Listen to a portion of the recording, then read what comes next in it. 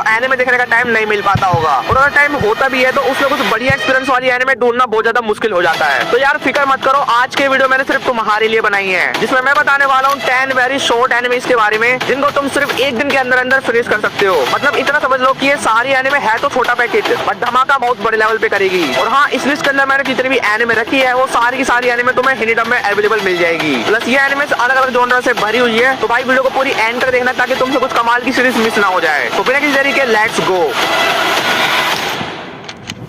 Number 1 mob psycho 100। सो अगर तुम्हें कुछ ऐसा देखना है जहाँ पे अपना मेन कैरेक्टर बहुत ज्यादा ओवर पावर्ड हो, बट फिर भी वो इस दुनिया के अंदर एक नॉर्मल इंसान की तरह जीना चाहता है, so this anime is just perfect for you. जहाँ हमारा मेन कैरेक्टर शिगो कागेयामा अपनी फीलिंग और इमोशन को दबा के रखता है ताकि उसकी पावर से दूसरों को खतरा ना हो, और बंदा बस अपनी लाइफ में कुछ अचीव करना चाहता है बिना अपनी पावर के दम पे, क्योंकि यार उसका माइंडसेट अंदर से बहुत ज्यादा कमजोर है। और हाँ, तुम्हें ये कैरेक्टर काफी सिमिलर लगेगा अपने साइतामा से, क्योंकि यार दोनों के क्रिएटर सेम है, बट स्टोरी लाइन और पर्सपेक्टिव काफी डिफरेंट है। और एनिमे के अंदर तुम्हें हर एक कैरेक्टर का डेवलपमेंट देखने को मिलेगा। एंड मॉब साइको 100 का सीजन 1 तुम्हें ऑफिशियल हिंदी डब में भी अवेलेबल मिल जाएगा। तो भाई लोग, एनिमे काफी अच्छी है, तो एक बार जरूर चेकआउट कर लेना।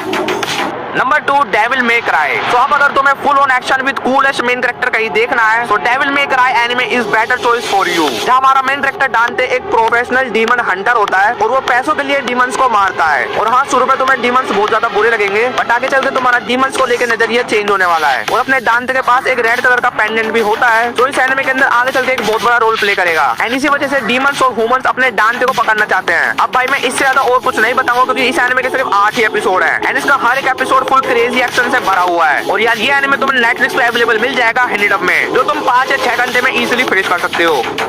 Number 3 Zom 100। अब अगर तुम्हें काफी कम टाइम में ज़ॉम्बी अपोकलिप्स का मजा लेना है तो भाई Zom 100 is must watch anime for you. So इस स्टोरी के अंदर अपने मेन कैरेक्टर अकीरा को फाइनली उसकी ड्रीम जॉब मिल जाती है। हाँ, मतलब फ्रेशर्स को यही लगता है कि अब तो मजे ही मजे होंगे, पर यार ओवर टाइम, जॉब का स्ट्रेस और डेली बॉस की डांट सुनना, ये सब अपने अकीरा की बैंड बजा देते हैं। लेकिन एक दिन जैसे ही वो सुबह उठकर बाहर देखता है तो उसके होश उड़ जाते हैं, क्योंकि भाई पूरी दुनिया के लोग अब ज़ॉम्बी बन चुके हैं। और भाई ये देख के अकीरा काफी खुश हो जाता है, क्योंकि अब उसे जॉब पे नहीं जाना होगा और कोई वर्कलोड भी नहीं होगा, बस पूरा टाइम चिल करो और फ्रीडम के साथ अपनी जिंदगी जियो। देन फिर वो एक बकेट लिस्ट बनाता है जिसके अंदर वो अपनी सारी चीजें लिखता है जो मरने से पहले कंप्लीट करना चाहता है। एंड ट्रस्ट मी, एनिमे काफी बढ़िया स्टोरी लाइन के साथ तुम्हें एंटरटेन करेगी, जिसके सिर्फ 12 एपिसोड तुम्हें हिंदी डब में देखने को मिल जाएंगे। काश 26 में भी ऐसी ही दुनिया खत्म हो।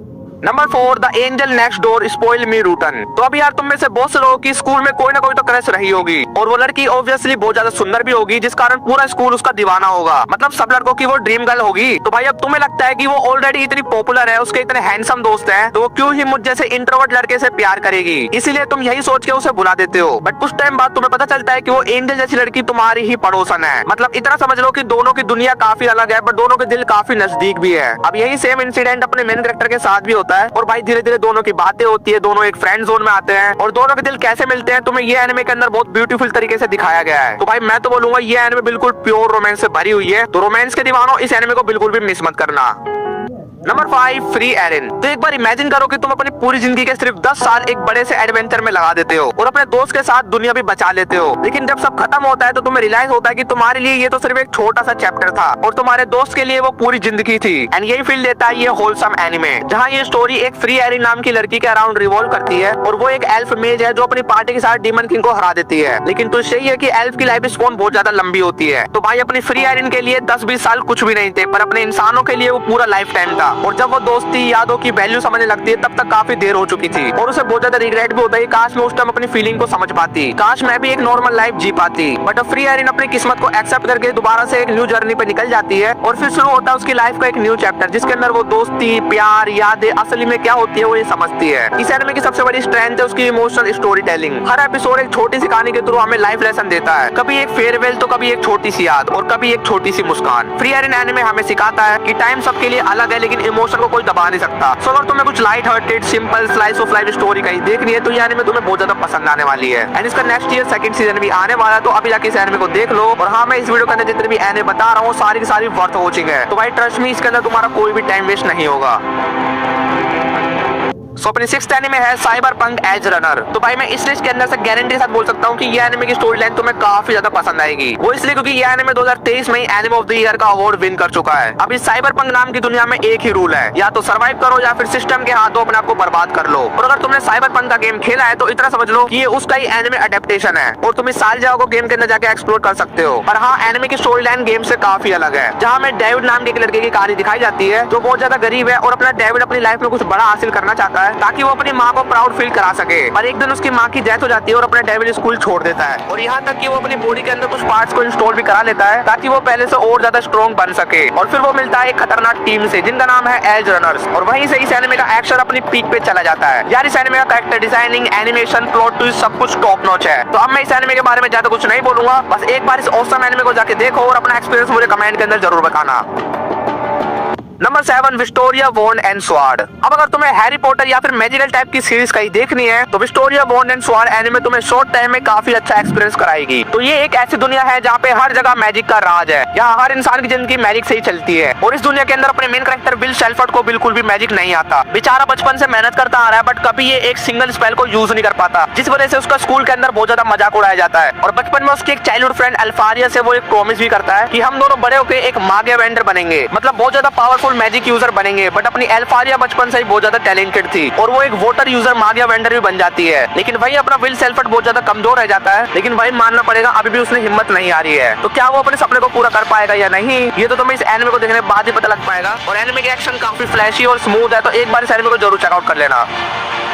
Number 8 I got a cheat skill in another world. So इस एनिमे के अंदर अपना मेन कैरेक्टर शुरू में तो काफी ज्यादा मोटा और कमजोर होता है, जिस वजह से उसको लोग मारते हैं, बुली करते हैं और इवन घर वाले भी उसे लात मार के भगा देते हैं। और फिर वो अपने ग्रैंडफादर के पुराने हाउस में रहने जाता है, बट गैस व्हाट, बंदे को वहाँ पे मिलता है एक सीक्रेट गेट, जहाँ पे जाने के बाद वो बहुत ज्यादा ओवरपावर्ड बन जाता है। मतलब उसे भी अपने सन जिनो जैसे एक लेवल अप सिस्टम मिलता है, जिसके अंदर अगर वो डेली टास्क को कंप्लीट करता रहेगा तो वो फिजिकली स्ट्रॉन्ग और हैंडसम होता जाएगा। एंड बेसिकली वो गेट दो डिफरेंट वर्ल्ड को ज्वाइन करता है। सो तुम्हें इस एनिमे के अंदर इसेकाई वर्ल्ड का भी एक्सपीरियंस मिलेगा और फिर बंदा अपने ऑसम लाइफ को एक्सपीरियंस करता है। एंड ये वाली एनिमे मुझे पर्सनली ठीक ठाक लगी, तो तुम इसे अच्छे से एंजॉय कर सकते हो। Number 9 Tomo-chan is a girl. तो अभी एनिमे की स्टोरी रिवॉल्व करती है एक तोमो नाम की लड़की के अराउंड, जो बचपन से टॉमबॉय स्टाइल में रहती आ रही है। मतलब वही जिनको लड़के वाले कपड़े पहनना पसंद है और थोड़ा मर्दों वाले रूप को एक टॉमबॉय बोलते हैं। और अब ये लड़की टॉमबॉय है तो इसका एक मेल बेस्ट फ्रेंड भी होना चाहिए ना, और वो है अपना जुनिचिरो, जो अपनी तोमो-चान का बचपन से पड़ोसी और दोस्त दोनों है। एंड वही तोमो-चान अपने जुन को पसंद भी करती है और यहाँ तक कि वो अपने जुन को प्रपोज भी कर देती है। पर यार वो अपनी तोमो को सच में लड़का समझता है और उसे लड़के जैसा ट्रीट भी करता है। तो अब अपनी तोमो-चान को एक परफेक्ट लड़की बनना पड़ेगा ताकि वो अपने जुन को अपने प्यार में गिरा सके। देखो ये एनिमे कॉमेडी और रोमांटिक वाइब के साथ तुम्हें बहुत ज्यादा एंटरटेन करेगी और भाई मेरी मानो तो ये शॉर्ट टाइम के लिए काफी अच्छी चॉइस है। एंड मुझे इसकी एंडिंग जस्ट परफेक्ट लगी, तो एक बार इस एनिमे को जरूर देखना।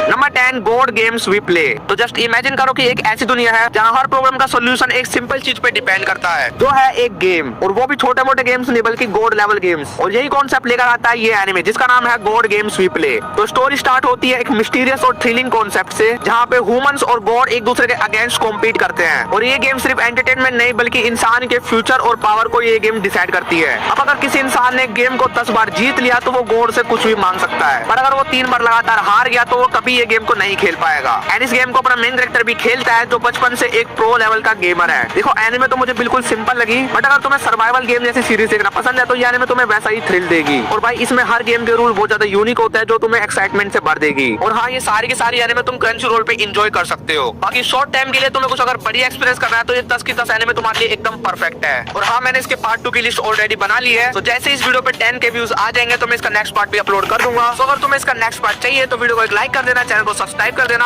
और हाँ, तुम्हें नेक्स्ट वीडियो कौन से टॉपिक पे चाहिए वो तुम्हें कमेंट के अंदर जरूर बता देना। बाकी मिलते हैं किसी और दिन किसी और वीडियो में, तब तक के लिए keep watching anime and sayonara.